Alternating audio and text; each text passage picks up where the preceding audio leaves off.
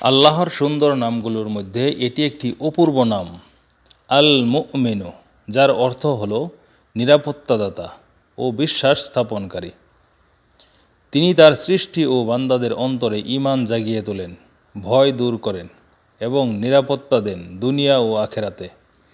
আল্লাহ বলেন, তিনিই আল্লাহ, যিনি ছাড়া কোনো উপাস্য নেই, সম্রাট, পবিত্র, শান্তির উৎস, নিরাপত্তাদাতা। সূরা হাশর আয়াত 23।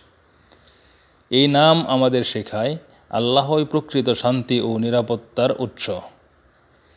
যে ব্যক্তি ইয়া মুমিনু পাঠ করে তার অন্তর ভয়হীন হয়, বিপদে আল্লাহর আশ্রয় পায়, ঈমান মজবুত হয় ও আত্মবিশ্বাস বৃদ্ধি পায়।